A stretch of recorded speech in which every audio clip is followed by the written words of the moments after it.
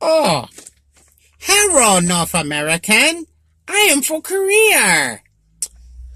Anyway, so today's video is going to be about situational awareness. Everyone wants to be tactical, and everyone online is a expert at combat and warfare and yada yada yada yada whatever. Because nowadays you can hide behind a screen and pretty much say whatever you want. Sorry, I lost a bundle of paracord down here somewhere. So, you internet, keyboard, ninja, warrior, what the fuck ever people you want to call yourselves, feel free to comment. I'm not going to respond because I'm not going to deal with the negativity. I was a private military contractor for 12 years. Now, obviously, I'm transgender, and insert your hateful comments there. Don't really care. Something I learned going around the world and being here in the U.S. is, if you're wearing fucking tactical pants and all this, you're not tactical. You stand out like a sore thumb. The definition of tactical is designed for warfare. And the definition varies, blah, blah, blah, blah, blah.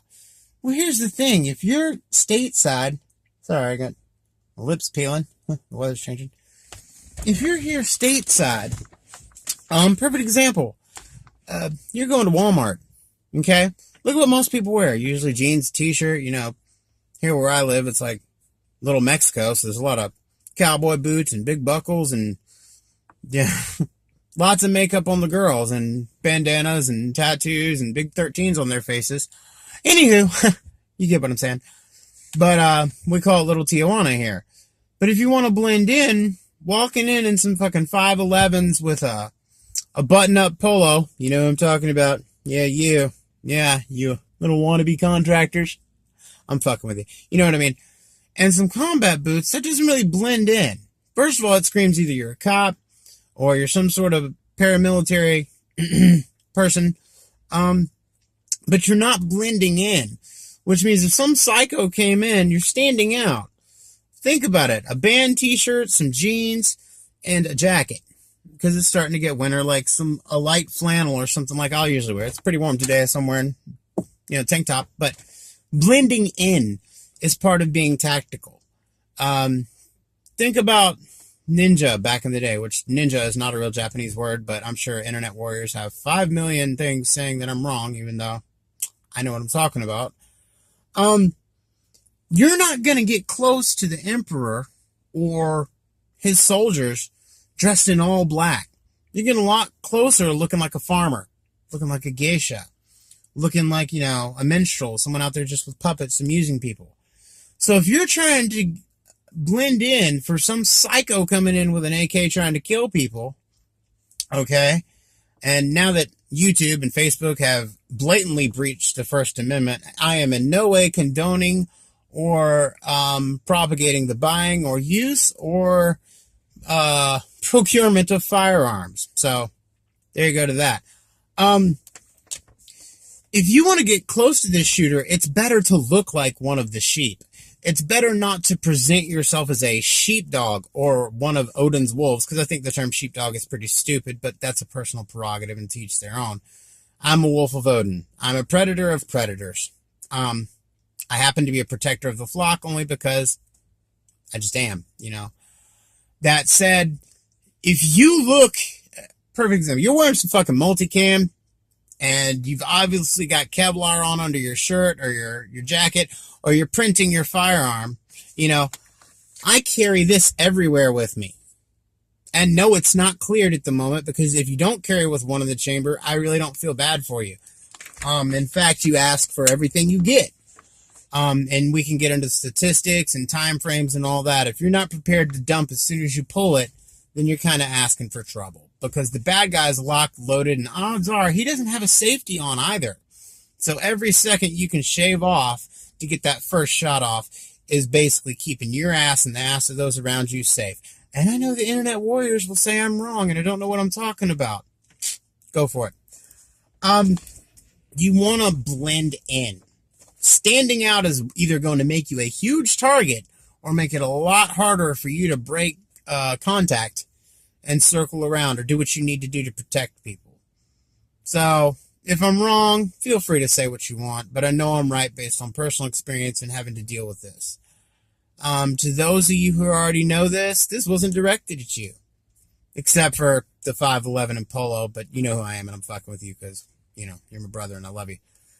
But that said, always be aware. When it comes down to situational awareness, look for the guy who's a little itchy. You know what I mean? Itchy. He's rabbity. He or she, if they're looking at the ground constantly, they're shifting their weight, if they're sweating, if their eyes are darting around, this is the way most people who know what they're doing tend to look around. Not like this.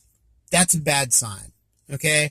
If someone's looking down like this and they're kind of, doing this thing, and if you look at them, they break eye contact and then look back at you, odds are they're either up to no good or they're scared. Well, if they're scared, I'd be a little worried. I'd be concerned about what they're up to. I'm a huge fan of profiling. Don't really care. I'm not politically correct, so I don't give a crap. If you come in and you're covered in tattoos that I know for a fact are gang tattoos, and you're wearing a hoodie that's really baggy and it's fucking 80 degrees outside, I'm going to watch you. I might actually follow you just to be sure you're not a problem. Now, worst case scenario, I'm an asshole. I'm a fucking bitch for profiling you. Best case scenario, I'm well prepared for what you've brought to this 7-Eleven or whatever. When you go to a restaurant or go to a store, keep your eyes on the exits. Because exits are also entrances, whether you know it or not. Don't rely on the police to be there in time. Typical response time for police at a bank robbery is anywhere from 1 to 3 minutes. That means you're stuck in that bank for 1 to 3 minutes with some guy who's probably going to try and fucking kill you and everyone there if he or she can't get what they want. A while back, there was a Walmart. This is before they stopped selling ARs because they got scared and caved because political pressure and lobbying from people who don't know what they're talking about. No, I don't support the NRA, and no, I don't support Trump, and no, I don't support the other side. Although I respect Trump based on the fact he's our president, and that's, for the title, not so much for him as a human being. But there you go. That's called critical thinking and looking at the facts. Someone broke into a Walmart, and I lived in the town that this happened in. They stole an AR, locked and loaded it. They took the magazine that was in it. They got it loaded with ammo right there at the gun counter. And before they got to the exits, the SWAT team had sectioned off every exit in that Walmart. Now, I don't know if this is for good or for bad, but that particular Walmart in that particular area of town was high crime, and people had tried to rob it before, so the police were already on point. And those who know me know my personal belief about militarized police and all that. And we're not going to get into that because I don't really care about talking about it because people always have something to say and I just sit back and laugh. That said, this guy, who was a Hispanic male in his late 20s, go figure, and I'm not saying that from a racist point of view. I'm saying he fit the demographic of that area and the type of crime that was committed in that area. He was wandering around Walmart for about 4 minutes with this rifle before the SWAT team got there. Now, if someone had been trained or had had the warrior mentality to engage this person, he didn't shoot anyone. He was scared.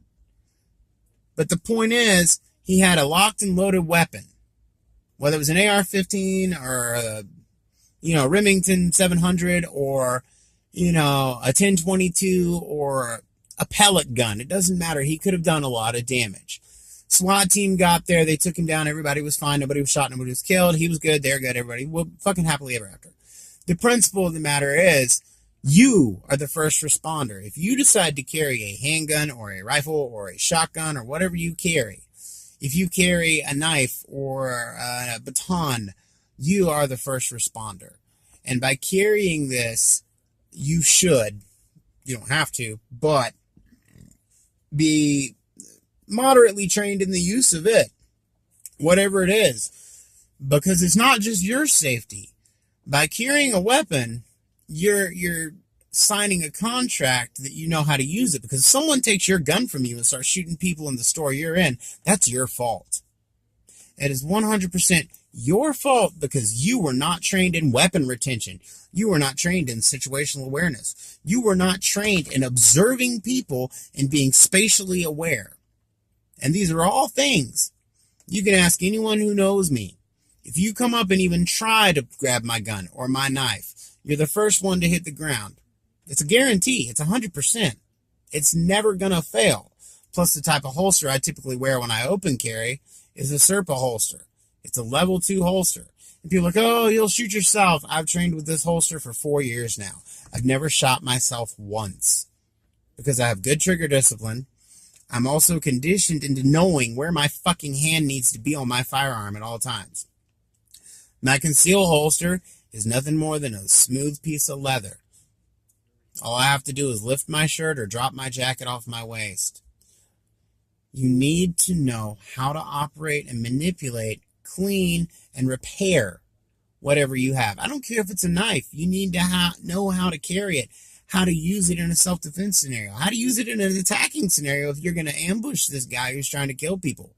You also need to know how to keep it sharp, keep it oiled, keep it clean, yada, yada, yada, yada. And you need to keep it from some other psycho, because if they come in with friends, for example, you sneak around behind this guy with an AK, God, you're not going to be able to. But a lot of people think they can because they think they're a ninja or some shit, whatever. The point is, you get behind him, you fucking gut him. You don't know how to use an AK, do you? Probably not, because you're carrying a knife. I would assume if you knew anything about firearms, you'd probably have a handgun or something around you. I carry a backpack. Yes, there's a broken down AR-15 in it. Sorry, there is. Also, on top of that, it's on me, and it's a small enough backpack. Very rarely do they say you need to check it at the counter. Not that I plan on having time to, assemble an AR and go to work, but it's there if I need it. Okay? You also need to know how to engage or get away from the cops if they're there, if you're the one who kills the bad guy. Some people don't want to deal with the law. I don't. I won't. I won't be there to explain to the cops, but I will stop this person from killing people. Do you know how to break contact and get the fuck out of there? Do you know what to do if the police come and you're the one with the gun and you just killed this bad guy? It's not rocket science, but again, you need to be aware the cops are going to come in, see someone with a gun, and they're going to have a report. Someone's in here shooting. You just dropped this bad guy, or, him and his friends or whatever. They're looking for someone with a gun trying to kill people. You've got a gun. There's 2 dead people. Come on. You know what I mean? That said, situational awareness is going to get you out of a lot more situations than your gun or knife will. Being aware of your environment and the type of individuals you're surrounded by. Being aware of the type of, the air, so to speak, If it's a high tension area, a high stress area, if it's a poor political climate, if you're in a low economy place or you're in a rich area like foothills or something or whatever, the odds of you running into a shooter, what are they going to be? The odds of you running into a crime statistic, what are they going to be? Rapes, know your demographics, but overall just pay attention to where you are and who's around you. Keep your head on swivel. You don't have to fucking keep it on a tilt constantly, but once in a while, look around. Make eye contact with someone. Kind of do one of these. Smile and nod. I'm from the South. That's normal anyhow. But if someone looks at you, if we make eye contact and you do this, I already think you're 1, up to no good, or 2, you're scared as shit. I'm not an intimidating person. Even when I'm not wearing makeup, I'm really nice. I'm really personable. I'm really friendly. And I like people. If I'm wearing makeup, I look like any other basic bitch with my wings on fleek, my lipstick, and my hair's done. And trust me, it's totally different. The point is, I'm still friendly. Always try to de-escalate a situation. Don't think because you've got a gun that you're Billy fucking badass. You're easy to kill. I'm easy to kill. Humans are not designed to be difficult to kill. We're designed to adapt to a scenario. We're designed to improvise and overcome anything. Yes, improvise, adapt, and overcome. The point is, if you're not paying attention, you could be the most well-armed, well-trained, super ninja, 8th degree black belt, AK broken down in your pocket, what the fuck ever shit you want to believe is going to save you. And if you're not paying attention, you're a victim. So, again, Odin bless, eyes up, pay attention, protect those around you. Love you.